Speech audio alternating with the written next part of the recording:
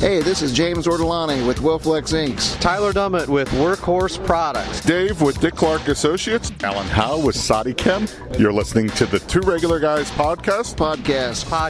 Hosted by Aaron Montgomery and Terry Combs. Welcome to the show.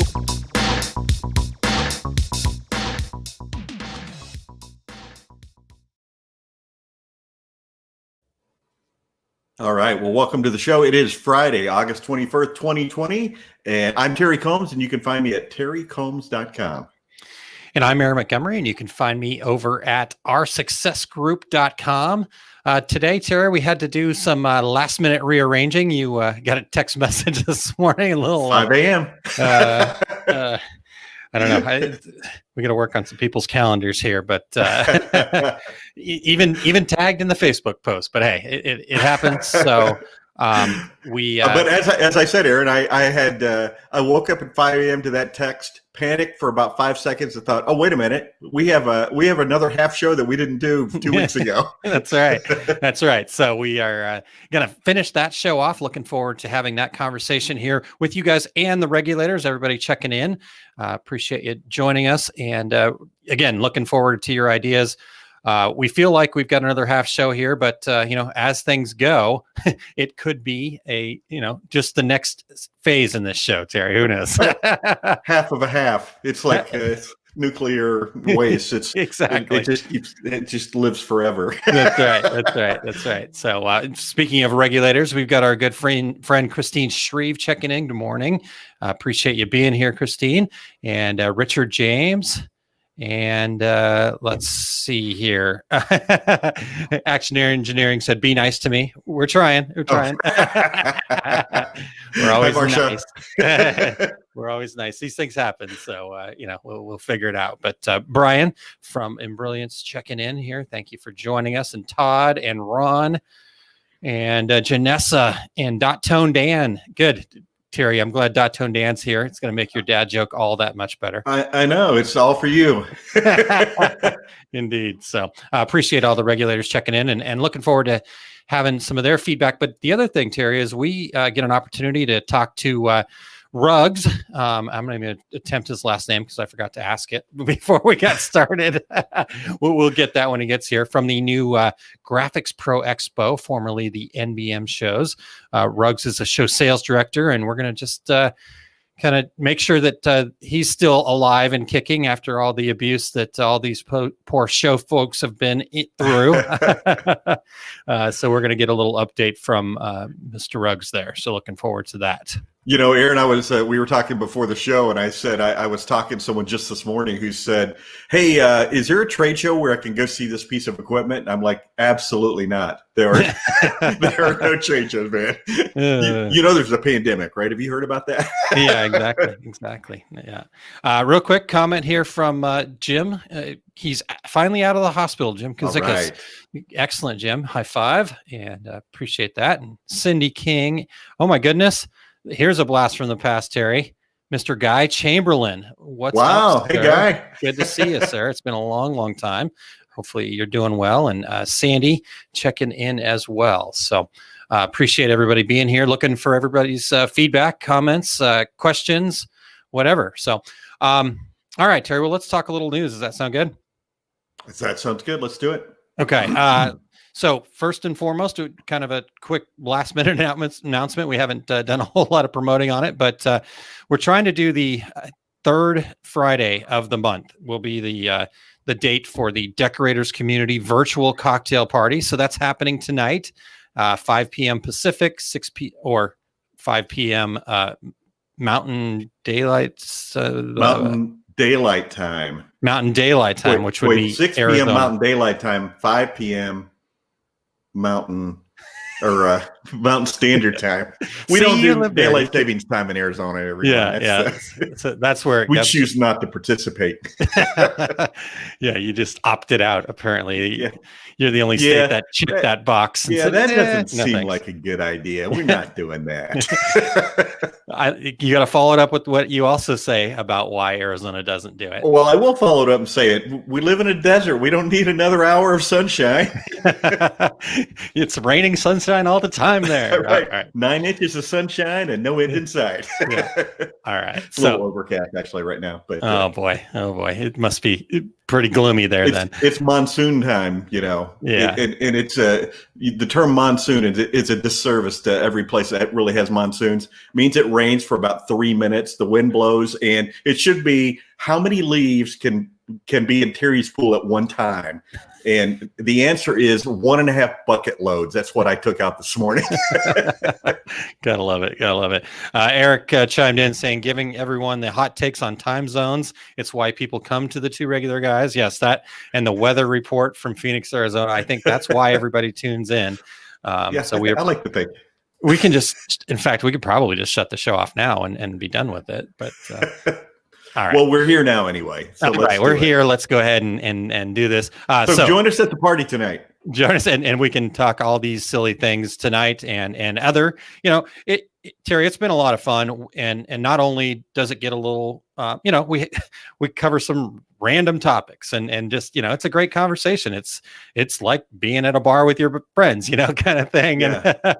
But we've also covered some great stuff. The trade shows, seeing all of our friends and being able to catch up and that's what this cocktail party is really all about. But you're right, Aaron. It's turned into a lot of really, really interesting conversations over the past. So yeah. So I mean, some valuable stuff too. So looking forward to having that conversation again tonight. If you'll just head over to tworegularguys.com/party at your designated time zones time or whenever you can and get there and you can just click into the Zoom. It'll be on Zoom. So fortunately, nowadays, everybody knows what Zoom is. So exactly. The only benefit to COVID was everybody now knows how to do a Zoom meeting. Yeah, exactly. So, so come and check that out again, tworegularguys.com/party. That will get you right there. Terry, anything special we should do tonight? I don't know. We've done go get takeout. At one point, I think we suggested people bring your latest projects, and I think that fell flat. So, how about this? How about if everybody brings their favorite mask and shares it with everyone? Nice. Okay. Cool. And if you don't have one, well, I don't know. I guess you're that one person. Yeah. So let's see. That person's been kicked out of Walmart. That's you, right? Yeah, that's right. So bring your favorite mask. There we go. Looking forward to it. I don't think fortunately we're on Zoom, so we don't need to wear them, but hey. All right. And then, but here's the preface to this party, Terry. There'll be another Zoom party right before ours, and it's going to be celebrating Jillian Allen. For those of you who don't know who Jillian Allen is, she is a wonderful person that's actually been on with Christine Shreve in the Women of Garment Decorating podcast that we do, and she has become an American citizen. So they're going to have a party to celebrate that, and that party is happening 2 p.m. Pacific, 3 p.m. Mountain, 4 p.m. Central, 5 p.m. Eastern. So just slightly before, we'll get a link up to, in fact, Eric's already got it there. There you go, the Facebook event that is there. If you'll just go over to that link and we'll have it there. So I'll be tuning into that as well. So we're pretty excited for her. That's a big step. Very, very cool. Yep. Just in time to vote in a presidential election. So. There you go. Perfect. So, Terry, what about you? What do you got? Well, the folks over at M&R have named Thomas Trimmingham, who's been here on our show and done some really cool stuff, to Director of Marketing. Thomas has been over 29 years in the screen printing industry, and he's been with M&R for 3 years. And Aaron, I wasn't aware of this. I don't know if you were, but I just recently needed a photo for an article, and the message was forwarded to Thomas. And I'm like, wait, really? He's sending this to me? So this is news to me as well. So Thomas's background includes design, separation, fine art, consulting, marketing, and writing for the industry, and of course, being a guest here on the Two Regular Guys here a couple of years ago. Yep. And before his time at M&R, he held various positions as an illustrator, art director, high-end separator, marketing manager, and head of R&D. So, yeah, congratulations to Thomas. So, Terry, I actually knew this. I forgot that this was when we were at the Fort Worth show.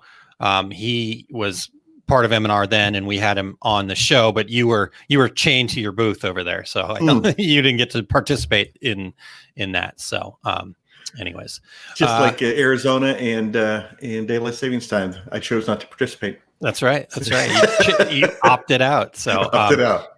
Yeah, Eric said did a great live, I believe, from Fort Worth with Thomas. So well, remember he did a show with us too, where he was showing some things in Photoshop, and it was very, very cool. So it obviously didn't translate well to podcast version, but it was great video. I think he was one of our first video episodes that we did, and we were doing that on Google Hangouts at the time. I think I believe that's correct. Yeah. So come a long way, Terry. Yeah. So one more thing, our friends over at Corel Trainer are actually going out into the big world, the big scary world.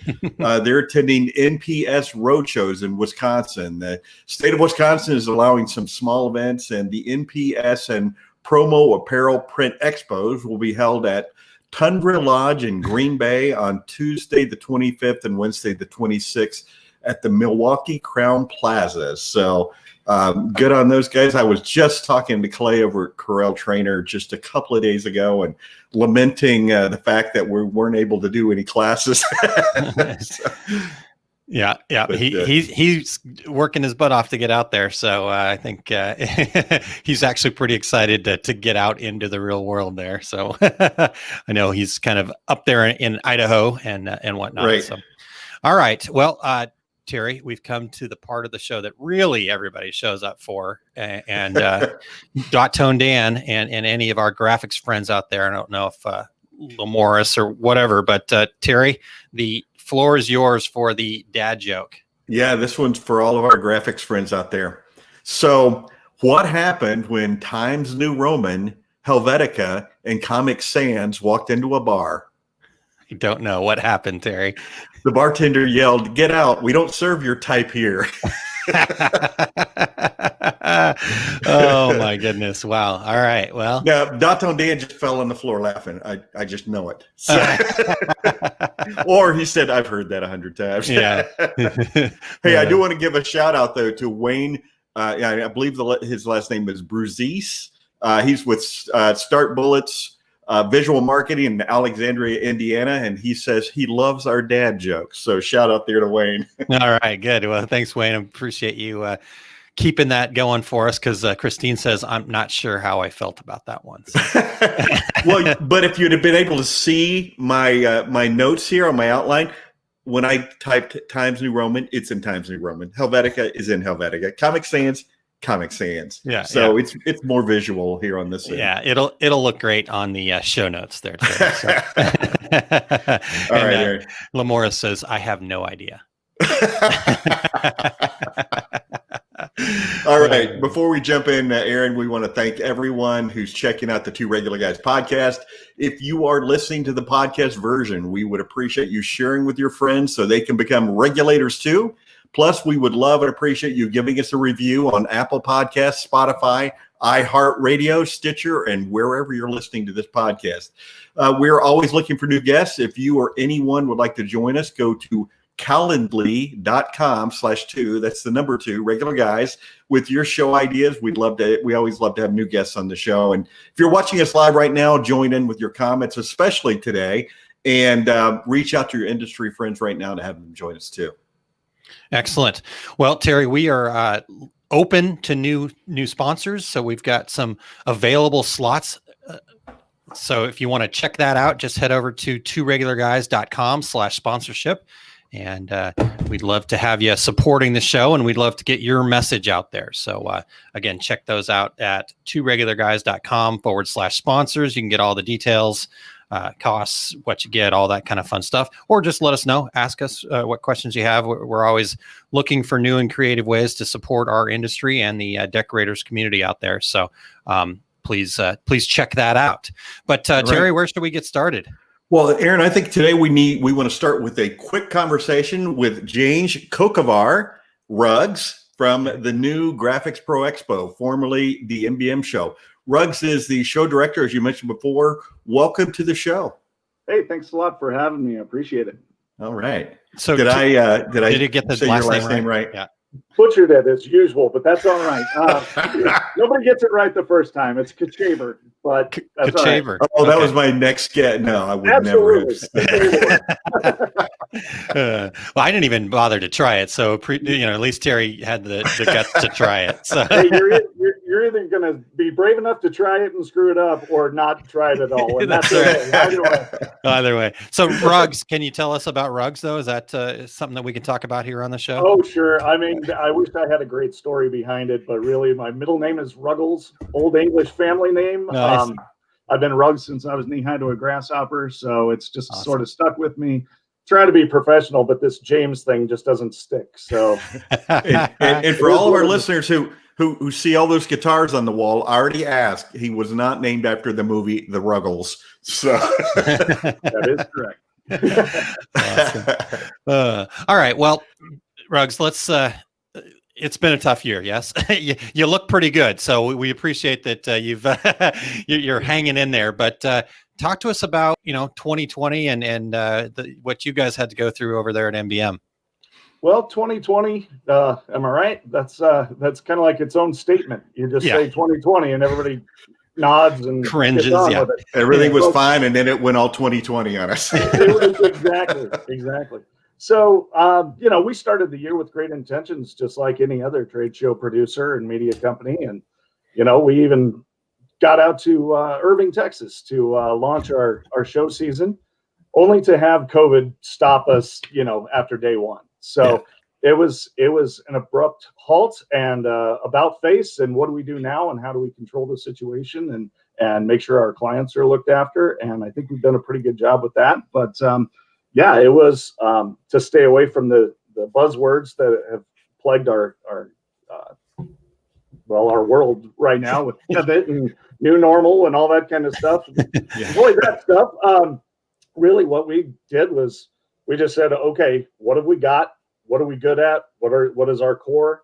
That is connecting people who have the information with people who want the information. So how do we go about that? So really with that, we've leaned on the strength of our magazines.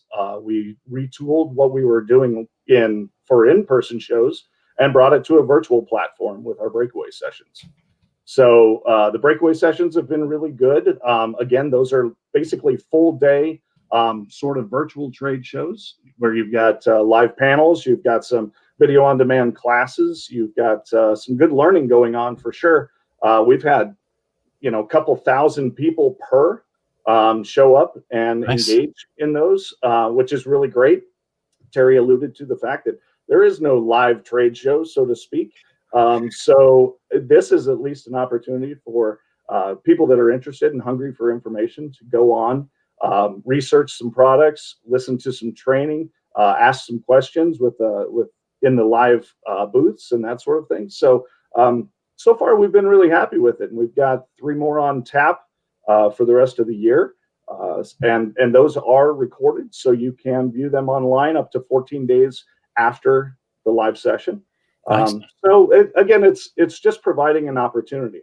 We were looking at adding virtual shows to our live schedule come 2021, but when COVID hit, again, we just had to do the about face, and what was going to be tertiary became primary. And so we just jumped in, threw every resource we had behind it, and that's what we got.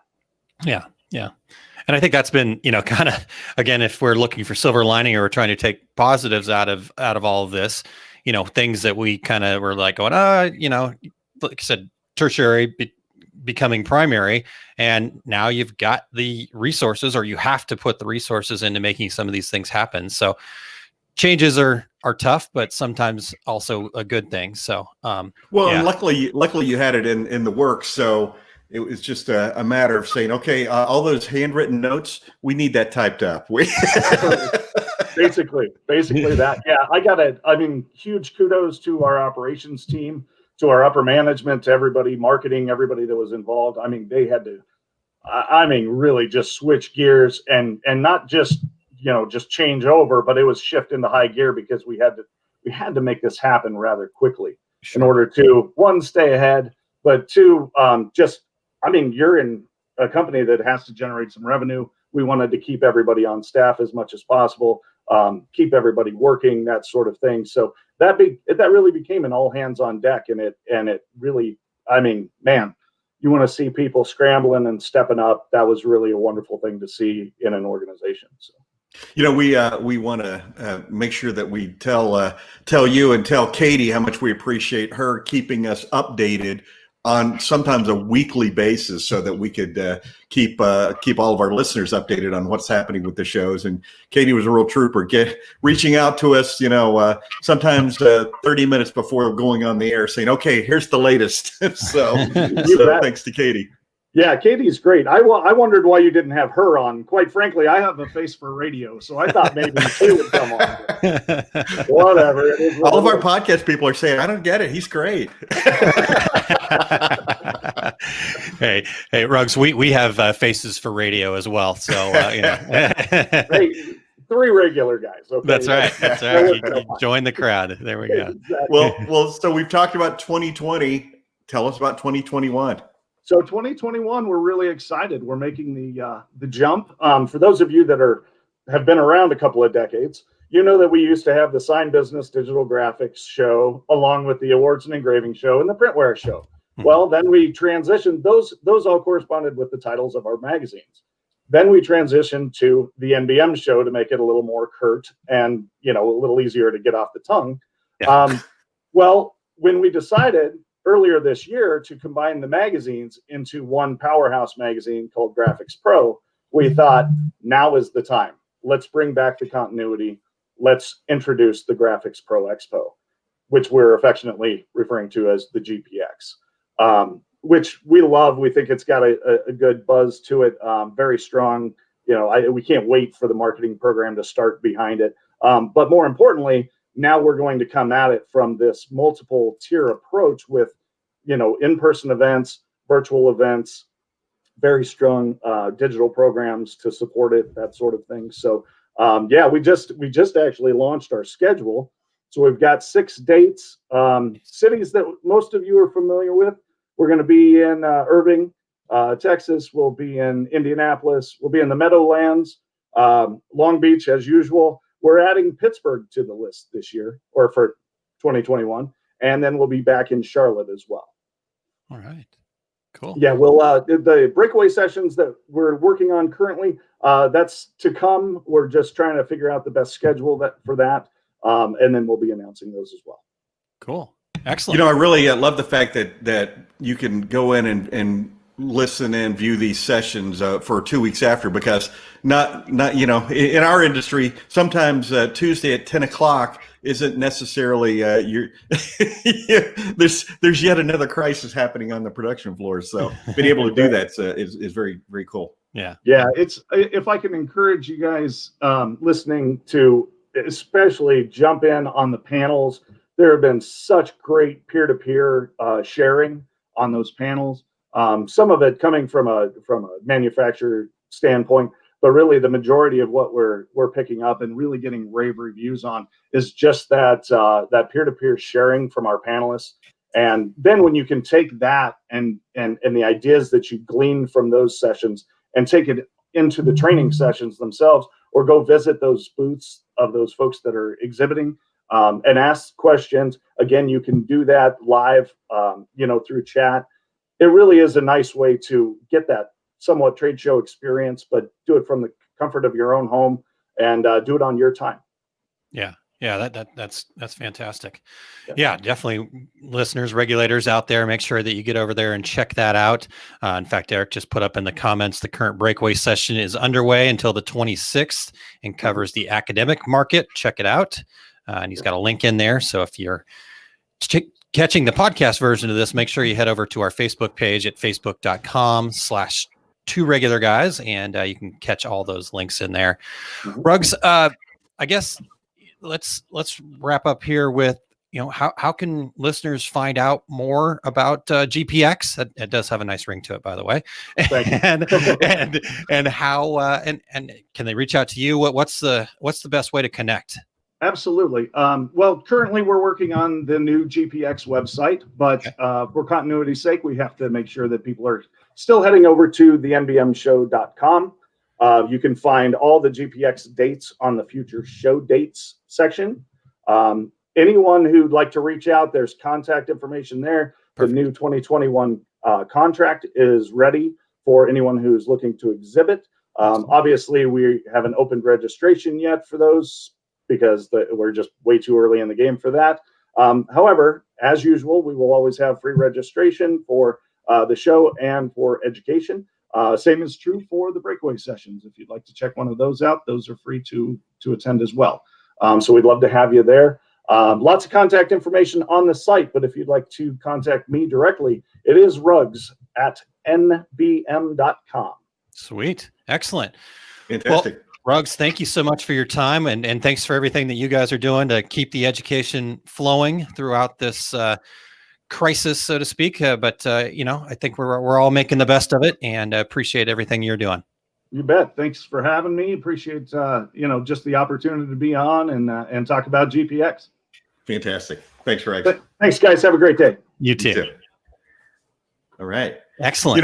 Aaron, and the fact that I think they've really hit this thing head on by moving back the start dates of their shows to May. I know that Irving, I believe, was in March this past year, and of course I was there. Got the call at midnight saying, "Hey, the show's canceled tomorrow and the next day, and by the way, you need to have everything off our floor by 1 o'clock tomorrow." Yeah. So it was frantic getting out of there, but the fact they're starting in May, I think, may make it so that that they'll be able to have all their shows. So yeah, I'll be interested to see what other folks are doing as well. Sure. Yeah, and again, it's a challenge. We've got a great little. Not little. We've got a great industry that has that little feel, and while you have groups that may seem like competitors, the sense that I get of our industry, Terry, is that everybody's just looking to improve it, and looking to do what's right. And when you get into a situation like this, it makes it tough because when you have a full year to try to lay things out, everybody can work together. When you don't, you kind of have to realize that, we have a business here too. So, I think the more we can support everybody that's giving back, bringing education and kind of wanting to help make our industry better every day, we need to support all those folks. So, we appreciate the time. We had Josh on and now Rugs, and we're going to have Scott Ritter from DAX next week. And then we're going to have Cheryl from the Sublimation Summit. So, just support everybody, please. That's my plea. Exactly right. So, all right. Well, Terry, let's dive into part two, maybe part 2 of 3, maybe. We'll see. Yeah, I mean, it is 10:30 almost. So, yeah. Well, so I'm sorry. What a couple of weeks ago we started talking about, how do you get started in a garment decorating business? And as we said then, well, is this pertinent because so many of our listeners are already in the business, but those are also the folks that have a lot of information, a lot of experience to share and to add, and so Aaron, the next question that we didn't get to last time is, how much does it cost to get started? Well, Terry, how much do you have? Exactly right. No, go ahead and explain that for us. But before you do, I just want to kind of quickly go back to how it went last time 2 weeks ago. So if you want to go and recheck out that show, you just head back to the August 7th show. We posed these questions, we brought up some of our thoughts, and then but the part that I think really made the information valuable, like you said, people are in business already, or maybe they're trying to grow their business or whatever. So we want to just talk about, what do you wish you would have known? And then we also discussed the fact that it's not too late, even if you're already in business, these things that you wish you would have known, hopefully this is the kick in the butt that you need to go ahead and make a few of these changes. So, right. Just be open to learning here, and also be open to sharing. So, Terry, I'll let you explore first, if you don't mind. How much does it cost to get started? Well, and Aaron, when I do my back when I used to do my screen printing classes, Yeah. That was one of the $2 million questions. One, how much does it cost to get started, and two, how much money can I make? But my response is always, well, how much do you have? Because you can get started in this industry fairly inexpensively. This is compared to a lot of businesses. You literally could get started for a few $100s. Now, am I going to recommend that? No, but for screen printing, $15,000-$20,000, you have a full production operation. Direct to garment, about the same. With sublimation, Aaron, what would you say? A real production shop where you could actually make a living. What $2,500? Yeah, very inexpensive. I mean, and that's a really good heat press, and at least a purpose-built sublimation printer. You probably I know people that go a lot less, but yes, you said real production. So exactly, and when I do my classes, I always say, this isn't a hobbyist class. This is a professional screen printing class. And by that, I mean, I could quit my job tomorrow and do this and make a living. And I think those are the folks that we're addressing here. But, and I always say the beauty of, and I'll use screen printing as an example, the beauty of screen printing is you can get into it very inexpensively. The curse of screen printing is your neighbor can get into it very inexpensively. Mm-hmm. So that's why there are lots and lots and lots of garment decorators. Unfortunately, there aren't very many good garment decorators. So the potential for somebody that, for instance, comes and listens to this show every week, that means that you're trying to better yourself, educate yourself, maybe have a little fun in the process. But the potential is huge. Now, you also are probably going to be dealing with a lot of customers who've been burned by decorators, garment or product decorators, because again, it's pretty easy to get into this business. So there are people who are in and out and aren't necessarily doing great work, but potential for making really good money in this business is huge. But Aaron, I want to go a little bit further, and you and I have had this conversation 1,000 times. Mm-hmm. Being undercapitalized is deadly, and there's a low threshold of entry here. But you and I have talked to, I'm sure each of us have talked to thousands of people who walk into a trade show booth and say, "Okay, I have $12,500 in my savings account to start this business. Mm-hmm. What can I get for $12,500?" And then of course, our first thought is, do you need to buy any shirts? Do you need to have any money to kind of hold you over? It's March. Guess what's going to happen in April? COVID. You need to have some money to keep you going. If it's a matter of saving up some more money before you take the plunge, save up some more money before you take the plunge. Make sure that your credit cards are cleared out so that that you can buy some product. And again, it's so easy to get into this business. It becomes people kind of get blinded to the fact that any business, you need to have money to operate. Yeah, and I think the real interesting point there, Terry, is that when you talk about the fact that you've got to have some money to operate, we're not saying that you've got to go and get venture capital money and have millions of dollars in the bank. It's not a big investment to get into this, but like Terry said, you've got to have some money to be able to get product. You've got to have some money to be able to test, sample, get your processes set up, make a few mistakes, deal with something unknown like COVID. You've got to have a little bit of a cushion. We're not talking millions of dollars here. You just have to be able to have, some money to do that. Some operating capital. Yeah. But like you said, Terry, we've talked to thousands of people like that. And the part that just always made me cringe is that they're going to go full force ahead. And then they're going to go, my equipment didn't work or whatever. it was not that. What the situation was is you didn't build a market first. You didn't have a plan first. You just came and saw this cool thing. Unfortunately, there are some salespeople that are just willing to take your money and walk away, but you have to look at this from a bigger picture perspective, have that plan.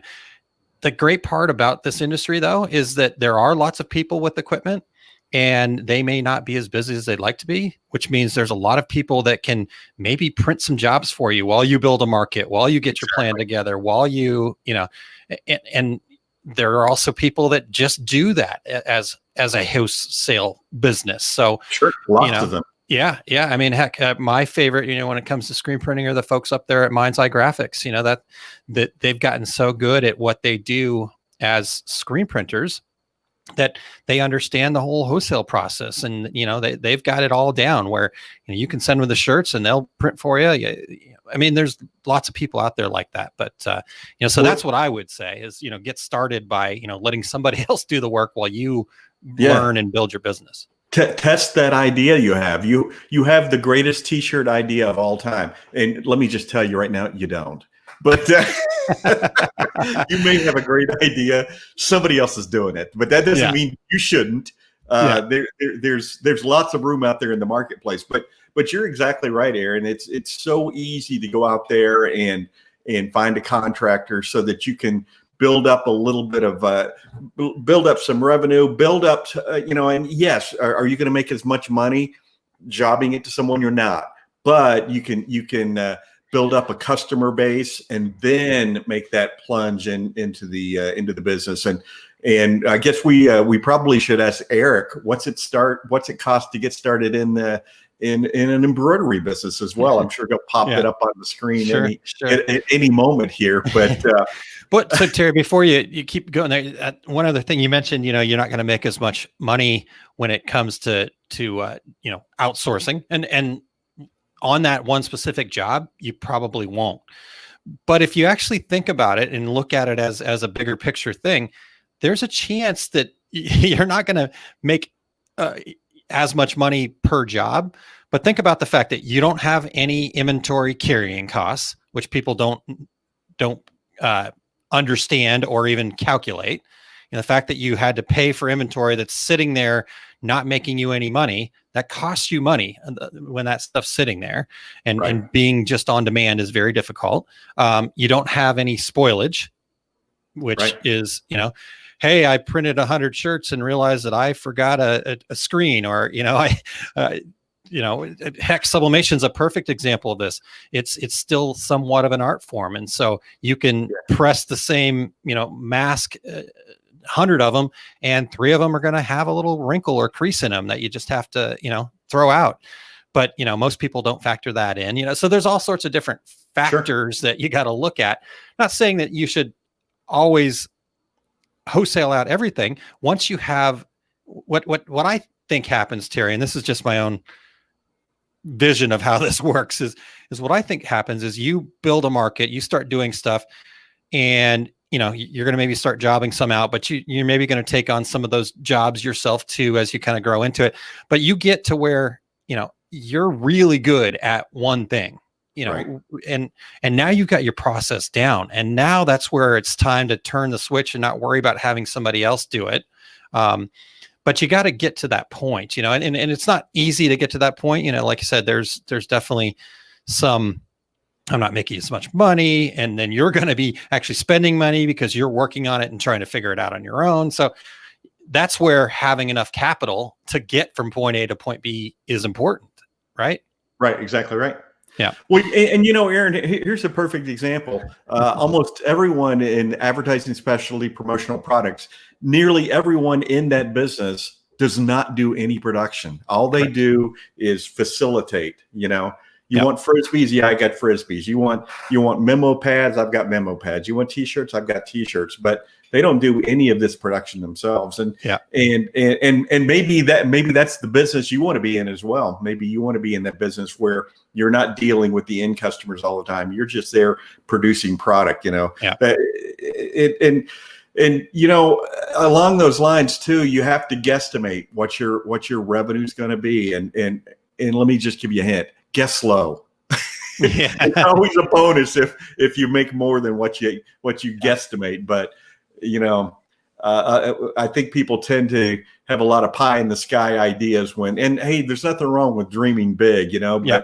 Aaron, when you get started, also, I always tell people in my classes, you're going to start with all of these supplies, and you think, man, I have every color that I need on the shelf. I've got gallons of this and gallons of that. And the very first customer who walks in your door says, yeah, I need light purple. Well, guess what? You didn't buy light purple ink. So not only do you have to, do the screens and do all that kind of stuff, you also have to go out and buy light purple. Now, over time, you'll start having that inventory of supplies and things like that. So you're not out buying every single time you take an order. Yeah. But on the front end, it's going to cost you a little more on the front end every time you produce an order until you start not only having surplus of supplies and things like that, but learn more about the process. So you mentioned spoilage, so you're not having as much spoilage that is money out of your pocket. Yeah. Yeah. And honestly, I would say probably until you do have a better idea of your customers and the market and stuff like that you don't want to go buy a whole bunch of those supplies and have them on the shelf ready to go. You need to start selling and get some data, get some information about, what do I need? Oh, I'm doing a lot of light purple. Okay. Well, now I can, I can turn that up a little bit and get a little bit more of that and then be ready. And, you don't want to have, I've talked to way too many people, including myself, where you have just oodles of products sitting there that, you thought was going to be the next big thing. And, like I said, I still have a whole bunch of iPhone 4 cases. I didn't really buy those, but that's a joke. Good example, though. Yeah, good example. All right, real quick, Terry. Christine had a comment a while back that I want to make sure that we get to here. Really good point. She says, if you're talking about cost, you also need to talk about making the investment, not in buying equipment, but in using it. That's a good point. When I was at Enmart, we had more than one customer who would buy a sublimation printer and never take it out of the box. If you don't use the equipment or take the time to invest in training to use it well and efficiently, the cost of that equipment doesn't matter. The money is lost as soon as you don't put the equipment through its paces and produce product. So Terry, I've heard that a ton. Not too long, I was talking to a guy that had about every single piece of equipment and just couldn't figure it out because he couldn't do the graphics. I'm like, well, but his question was, should I go buy this? I'm like, no, you shouldn't. In fact, you should sell all of that stuff as soon as you can and get somebody else to do it until you can figure out, what do you want to do? If you're having a hard time figuring out the graphics thing, then stop. I think we talked the last time during this show about outsourcing. Lamorris just posted a whole bunch of people that I'm sure are fantastic graphics people. Work with somebody like Lamorris or Dot Tone Dan or whatever. I mean, you find that stuff and like Christine said, invest in learning your business, your process, and maybe stop buying every new toy out there. Hey, I don't get me wrong. I know, Terry, coming from your angle and stuff like that, you love it when people want to buy the toy, but I also know that you care about your customers. And so, yeah. Well, Aaron, I remember when you and I were both at US Screen, I had somebody call up, and I obviously never forget this. And she said, hey, I wanted to get an extended warranty on this TJet 2 printer. And I'm like, oh, are you having an issue or something? Because you bought this almost a year ago. And she goes, well, my warranty is about to run out, and I haven't actually taken it out of the box yet. And I thought, really? That was $16,000, and it's still sitting in the box. What you obviously have more money than I do. What the heck? Yeah. I get that things happen and all that kind of fun stuff, but yeah, here's the deal. If you're getting into business or if you're thinking about that new piece of equipment, then think through the fact that you've got to make sure that you have a customer for it. B, you have a way to implement that into your system, and that's a process. That, Terry, we're talking about being in business, like you said, being in business. So this is your business, and if that's the case, you have to take it seriously, and you have to be able to make those decisions from a point of not just, oh, it's a gut feel. The gut feel is fine, but you also need to have some data to it, and that's, I think, where a lot of us kind of miss the boat is, we think that we're logical, but we're human beings. We're nowhere close to logical. We're emotional. And so we have to trick ourselves into not being so emotional. Yeah. And, Aaron, not everybody's cut out to be an entrepreneur. Some people would prefer to punch the clock and when they get off work, go play golf every day. But you need to know who you are.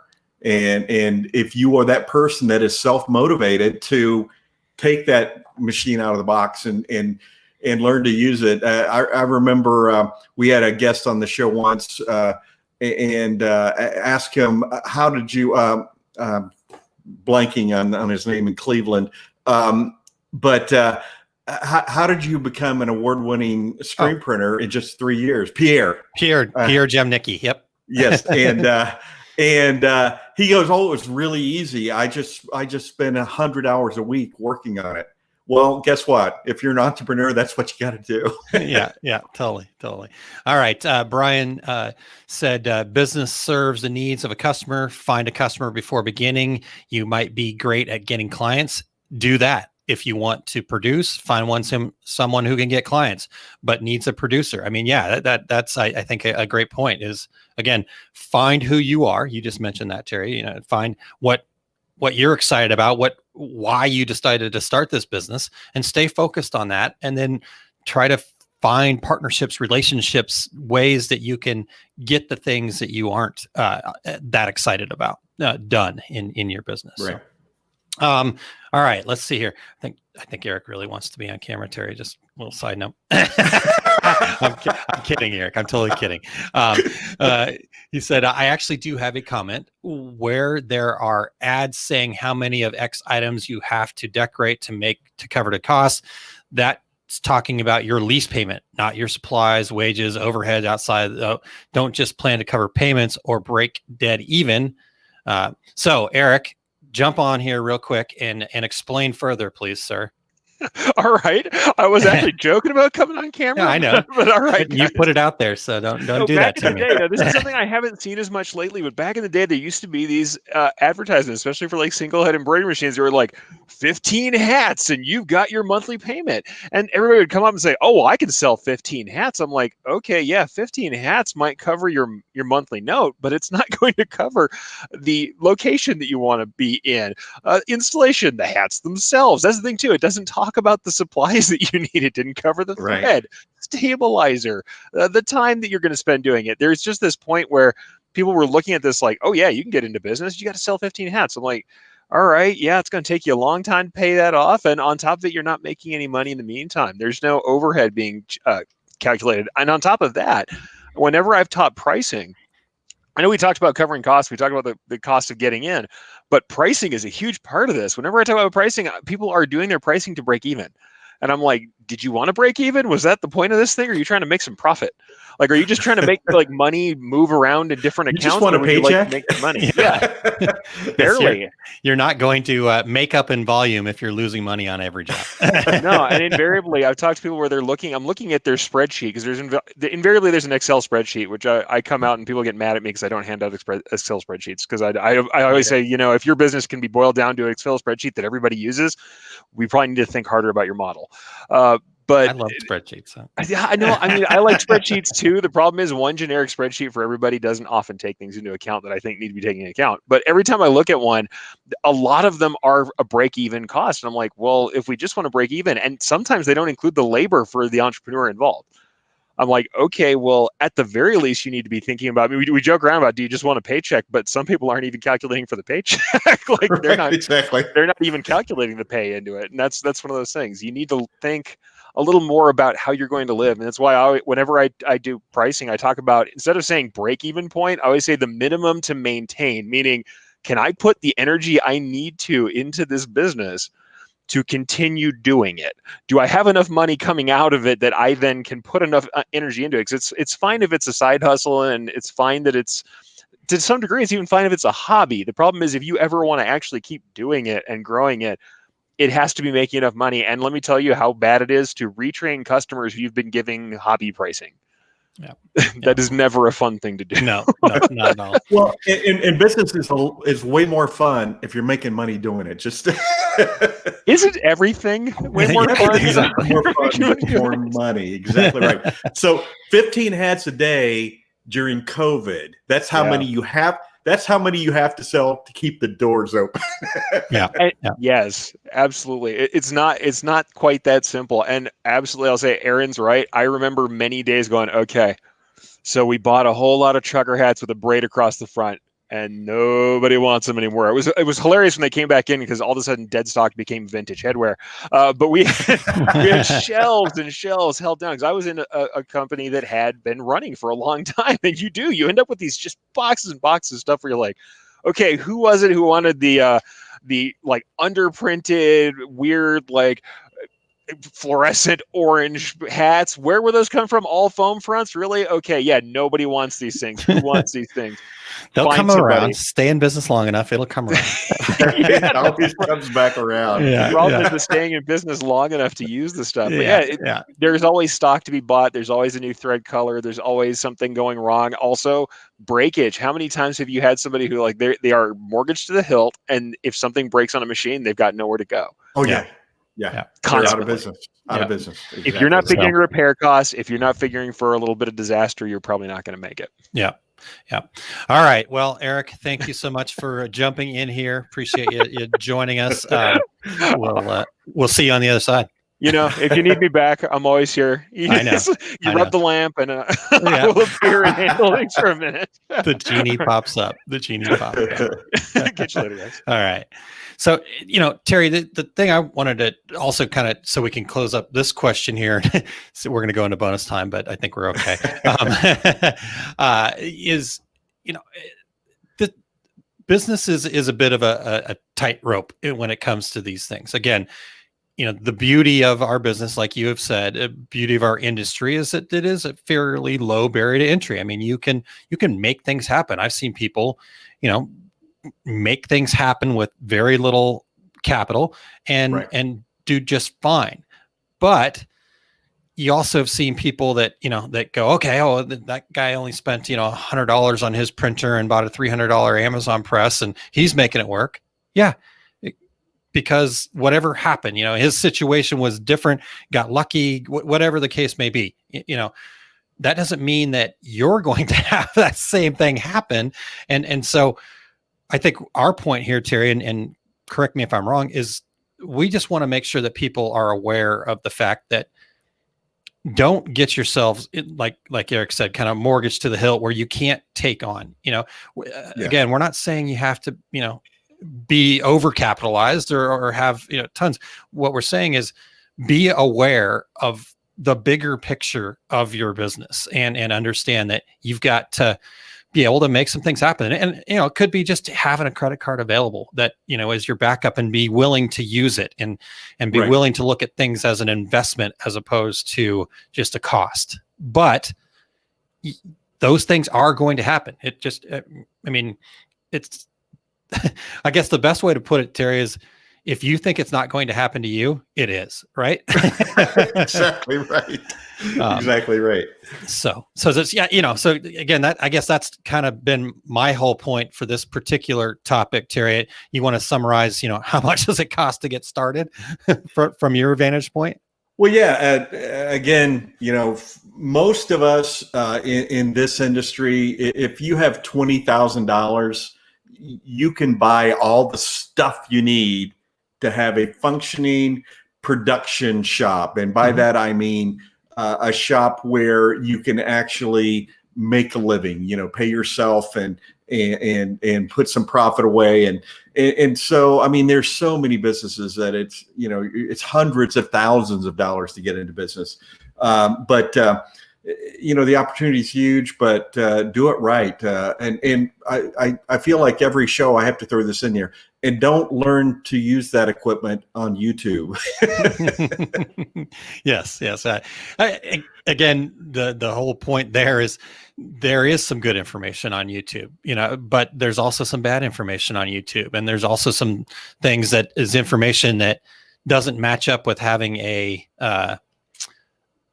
business. It is a hobby. I mean, there's tons of people, oh, I can do this, and it's their hobby, and what they're actually making money off of is being on YouTube. Yeah. if it was really that good of a business, they wouldn't have time to be on YouTube. Right. Exactly.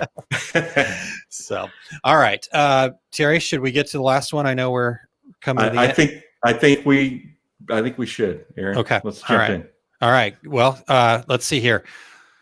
Regulators, keep it coming. We're going to do our best. If we go into bonus time, Terry, I've got time. You got time? Sure. Okay. All right.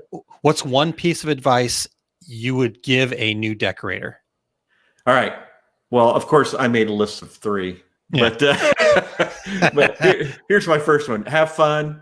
Enjoy your business. Enjoy the craft. And it's going to be a joy to go to work in the morning. Again, if you're undercapitalized, if you can't sleep at night because you don't know how you're going to pay your bills, it makes it hard. But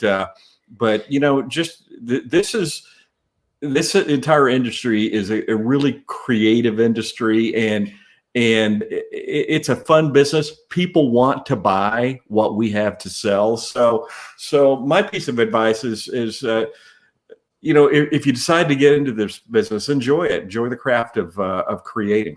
Yeah, that's a good one. All right. What's number 2, Terry? Well, your friends, either to your face or behind your back, are going to say you're crazy to start a business now or anytime. You're not crazy. They're probably just jealous that they never had the courage to do it. So if you have this idea, do it. Yeah, that's a good one. I mean, I think, like you said, there's typically a different reason to them telling you that you're crazy, or like you said, that they're jealous, or because everybody comes to every situation with their own lens. We think there's just like one reality. That's not really true. We all have our own reality of things. And so, again, if you're go for it, do it, be the best that you can be. The people that have made the biggest impact in the world all started off with people telling them that they were crazy. Exactly they right. weren't. Yeah, I mean, Einstein's heck, some people were, to the day they died, were told they were crazy, and then centuries later we find out that their ideas were actually world changing. Yeah, exactly. And there are always people who want to tell you no, and it won't work. And if you don't believe me, just go to Twitter and read every post. There are millions of people on there who will tell you why you are wrong. Yeah, exactly. So you just have to have faith in your idea and have faith in your own abilities. Yeah. And so, Terry, if I can pop mine in there, because mine kind of plays off that one a little bit. So my biggest piece of advice is along those lines. It's critically important to business to surround yourself with the right people that are going to help you be successful. The people that are looking to enjoy the craft, the people that are going to support you. And, so I can't, just totally blanked on the guy, but, Brian Tracy, I think is who it was, said that, you are the combination of the 5 people you spend the most time with. Well, that's interesting. Yeah. If you, ouch, Aaron. I know. Well, here's the real ouch part, Terry, is, if the 5 people around you aren't, the people that you want in your life, or that you need in your life to be successful, you got to start cutting it back. So obviously Terry and I are joking, but about each other, but no, it is important to surround yourself with the right people, and that can take many forms. Again, that's why this whole community thing, or finding your tribe, or, the people that find that ability, have that community that is there to support them, they're going to have a much better chance of being successful, regardless of what mistakes they've made or how they've gone about, even if they know nothing about being in business. If you've got the right people around you, you're gonna be successful. but you have to find that. You have to seek that out. You have to actively do it. The book Think and Grow Rich by Napoleon Hill, pretty popular, probably one of the real first self-help books, so to speak. Mm-hmm. But one of the biggest points in that whole book is about what he calls a mastermind group. And it is just that. It's finding, the right people to surround yourself with that is going to give you the best chance at success. So that's what my one piece of advice that I would give a new decorator. Well, Aaron, and look at our community here, the Regulators. Mm-hmm. I don't think there's anybody that listens to this show or watches us on Facebook who comes to this thinking, man, I hate this business. I think it's stupid for anybody to get involved in this business. Yeah. Now there are some groups on Facebook where there are people who are bitter and angry and want to tear down people's ideas and thoughts and so I agree with you. Steer clear of those folks, because there are plenty of people like the Regulators here who not only come here to help themselves succeed, but they want everybody else to succeed as well. Yeah, totally. And that's to me, Terry, kind of been the nexus for me is what we get to do and being a part of the Regulators here. We talk about the decorators community. That's kind of the idea there. That's what I've kind of become my business in our success group. It's really about that. And the more I've understood that, the better things have been. It is to be able to surround yourself with people that are like-minded, that want to succeed. And so that's been really cool. I mean, the interesting part, I'm sure people have heard this before, but I'm just about done with my becoming certified in the success principles. And that's from a gentleman named Jack Canfield, who was co-author of Chicken Soup for the Soul.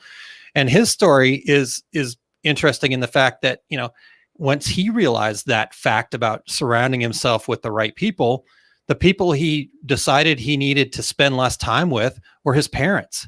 His mom was an alcoholic. His dad was negative all the time, so that's tough. And he's like, but it made a difference. Once I distanced myself from that kind of environment, he didn't just cut it off, and he still did the holidays and all that kind of stuff. But I think that's an interesting point. You got to really be honest with yourself about the people that are around you. So anyhow, all right. And then before we get to your last point, I do want to put a comment up here. Brian says, crazy equals two regular guys thinking a chicken wing and a microphone will symbolize an industry-leading podcast. But here we are 8 years later. Exactly right. Hey, your son put together that logo, and it's been fantastic. And 8.5 years ago, exactly right. And Aaron, during this time of COVID, when we were talking to Ruggs about people going online and everything like that. So now that we are months into COVID, all those people who thought, well, I'll just do a podcast, and did their 2 episodes and never came back. There's more to it. It's not easy. yeah. It's not a winging it thing. It's exactly right. Because but again, it's just like buying that equipment though that we talked about earlier, Terry. It's there's all those Facebook ads and things in front of you going, oh, all you need is this tool and it's super easy, and you just put your phone up to your face and you go. It's like, sure, yes, exactly. All right. Well, what's your last one piece of advice? Yeah. and then Regulators, if you guys have some advice you wish somebody would have told you, or what you tell new decorators, go ahead and start putting that up in the comments. But you're not allowed to do 3 like me. And I wrote the question, what's your one piece of advice? And listed 3. I guess I could have rewritten the question. What are your 3 pieces of advice? Sorry, I misread your question, Terry. What are the 3 pieces of advice you've given? All right, go. All right, number 3. Trust your instincts about employees, about customers, about new ideas. Trust yourself. Sometimes you just need to sit down and kind of think about your business. And in your heart of hearts, if that employee is not working out and you don't want to let them go, you don't, you think it's your fault. Maybe it is, but you need to trust your instincts, and especially about new ideas and things like that. And Aaron, I've said this on the show many times, because I've done this many times, is I will sit down with my junior yellow legal pad and number 1 through 20, right? Number 1 through 20. And maybe I'm trying to think of an idea for a new class. And I will not get up from my desk until I write down 20 ideas. And they can be stupid ideas. And the first 3 will be, by the way. But somewhere in there, you're like, oh, yeah, you know what? Now that I've made myself sit here and think about 20 ideas that I have to write down, that somewhere in there is a gem. And those are the kind of things that I'm talking about. You know, trust your instincts, trust your ideas, but also spend that time thinking about these things as well. You know, it's so easy to get caught up in the day-to-day of your business that it's never going to grow if morning till night you're running an embroidery machine, or you're screen printing, or you're running a sublimation printer. You know, to be successful, you've got to think about your business too, and you know when you're dealing with the situation in your heart of hearts what the answer is. Sometimes you just have to admit it to yourself. Yeah. And like you said, get it out and work on it, you know. And yes, like you said, I think that's a really good point in trusting your instincts, but then, like I said, working on the solution. And you know, here's my piece of advice in that arena. I always tell people that you need to spend at least 15% of all the time you spend business time. At least 15% of that should be working on the business, doing the things like you said, coming up with the new idea, planning, you know, testing out a new product, ruining some things, diving in, and you know, so trust in your instinct. But like you said, then you got to make sure that you do it and that you right. follow through with it. In fact, Christine says, believe in yourself is important. It's necessary to have a tribe to support you, but at the end of the day, you need to believe that your ideas and the abilities will go where you want to go. When you're staring at the ceiling at 2 a.m. worrying about bills or how to find customers, it's that belief that will keep you going. And I think that's a good point, Terry, because that is another thing that I see businesses kind of struggle with, is they have to believe in themselves, because that belief in yourself does a couple of different things. First off, like you said, entrepreneurship is a different ball game. You know, Terry's favorite quote that I steal all the time is, you know, as an entrepreneur, you have the right to work every hour of every day. and so you have to believe in yourself, like Christine says, to get over some of those challenging times, but you also have to believe in yourself because you got to be able to charge the right price for your products. You know, you can't just give away everything. You have to, you know, realize that you have value. You have to be able to put yourself out there. You know, you can't just be, hey, I've got a business and then everything's going to just happen. You have to be able to go, okay, I got to get on Facebook and do a Facebook Live and tell people about this product that I like, or, you know, tell people about the services that I provide. And I have to be able to, you know, have that conversation in a networking event or whatever. I mean, there's all sorts of different things that you have to do, but those things come from believing in yourself. So right. Trusting your instinct, believing in yourself, spending some time working on the business, and then kind of go from there. So, Terry, what's your thoughts there on believing in yourself? Well, 100%, and you know, it's easy, I think, to start doubting when things get a little rough, and sometimes you just have to give yourself a little bit of a pep talk and say, okay, here's why I started this. Here was my dream, and sometimes you have to kind of get back to that and recharge. And hey, you know what? Sometimes you also need to step away. Yep. But you know, Aaron, you know, you spend a lot of time working from home. I work from home exclusively, and sometimes I'm lucky enough now to have a really nice office that has doors on both sides that I can close and walk away for a little while. And sometimes you need to be able to do that too, and kind of recharge your batteries. But you know, you can't allow people to shake your confidence. And there are plenty of people out there who like to say no. Yeah, exactly.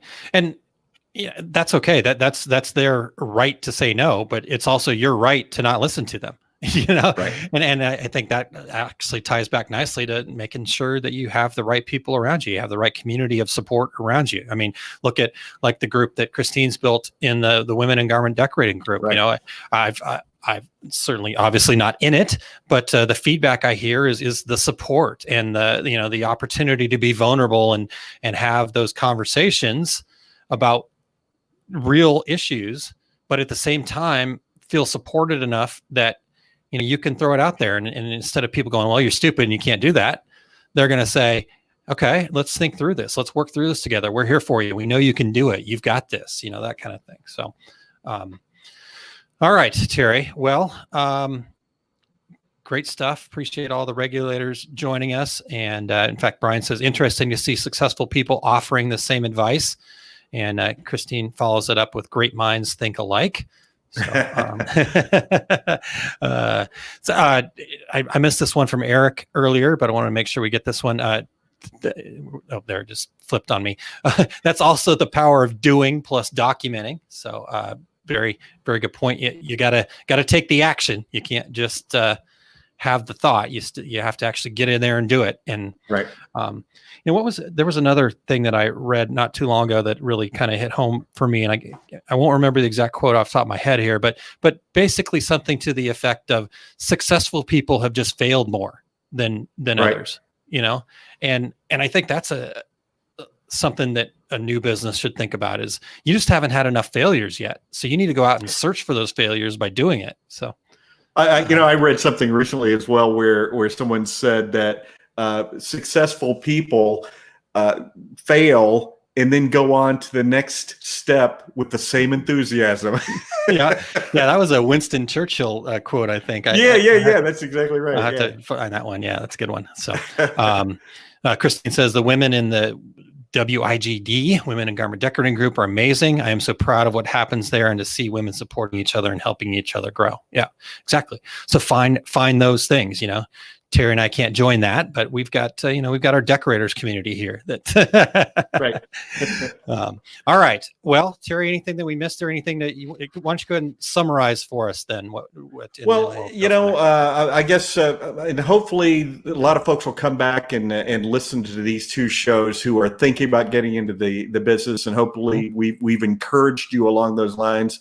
We have lots of room here in the garment and product decorating industry, and if you're listening to this and trying to decide, I say do it. You're gonna love this industry, and by the way, once you get in, you'll never leave. So it is a bit like Hotel California. Yes, exactly right. But take advantage of things like the two regular guys and all the folks that you'll meet on here, and start building those relationships, and we would love to have you a part of the industry, and hopefully we've shared some information that's going to help you make those right choices. Yeah, exactly. Yeah, great stuff, and good job on you, Terry, for putting this all together. Christine says, Aaron, I'm sensing you feeling a bit left out. You can't join. We are the fairy godfathers of the. Christine, I love that you guys have done that, and honestly, I feel that sense of pride to have just that little bit of opportunity to help support that. So, love those kinds of things, and am proud to be part of building things like that. Again, that's what my whole goal is with our success group, is to try to continue building things like that. So, all right, Terry, can we just get on to the other events here real quick? I know we were going to talk a little bit about mass maybe today, and we didn't get that opportunity. We were. Okay. So I'm not going to spend a whole lot of time here, but I do want to share that over at mottco.biz, we have brought in a second batch of our face covers, masks, whatever, for sublimation. So I just wanted to show people real quick, if that's okay. Sure. Let's see. All right. Well, there's 5 different styles. So there's actually 3 styles, and what ends up being 5 styles. So we'll start with the fitted one first. These are a little bit more of a challenge to sublimate.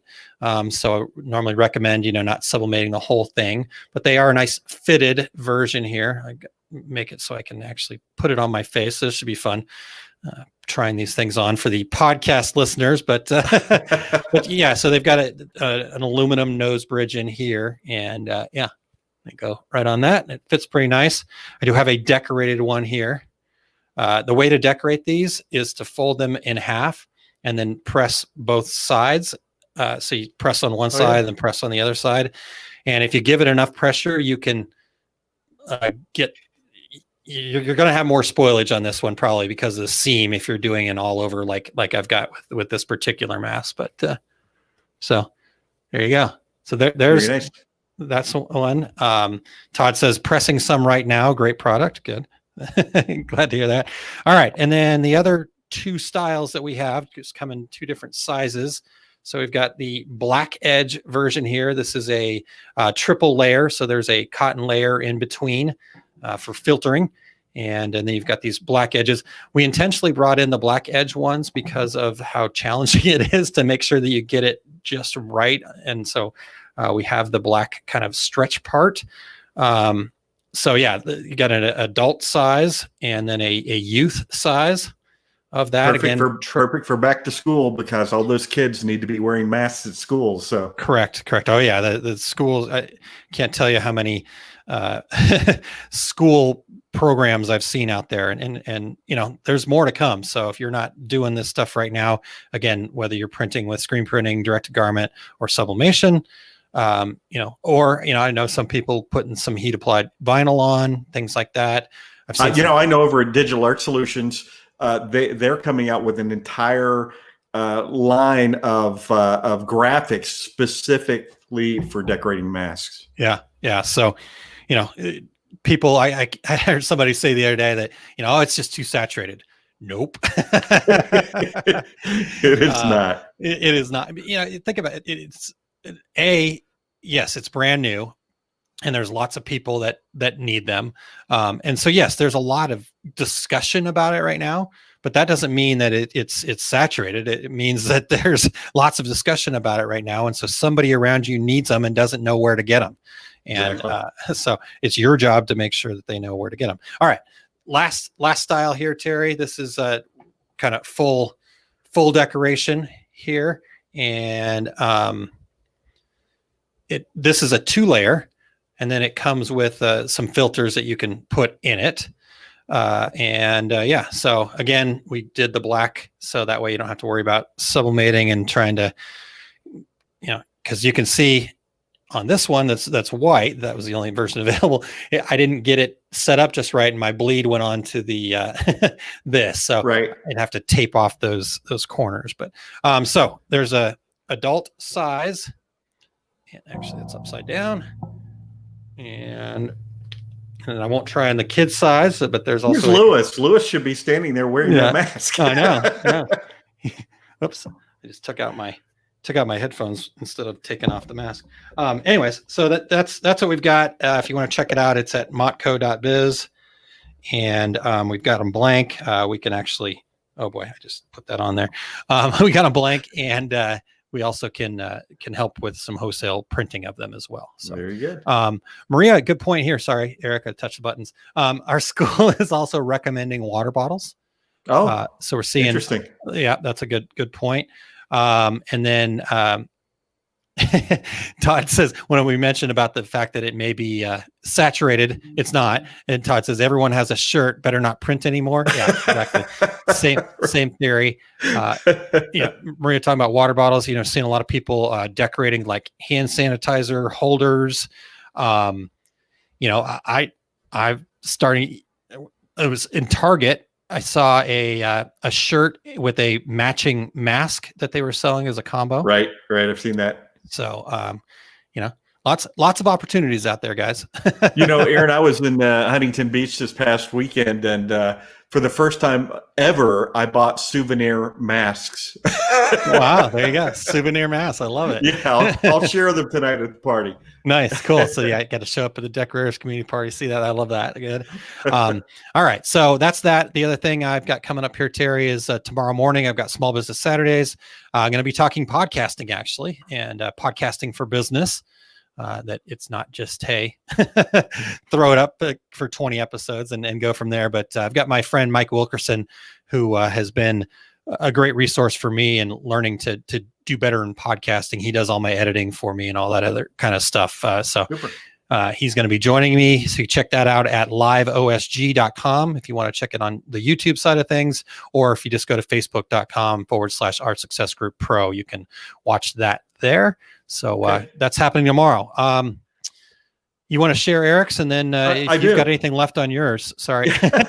You can join Eric on his show at 2:30 Mountain Time. That's Mountain Standard, no Mountain Daylight Time.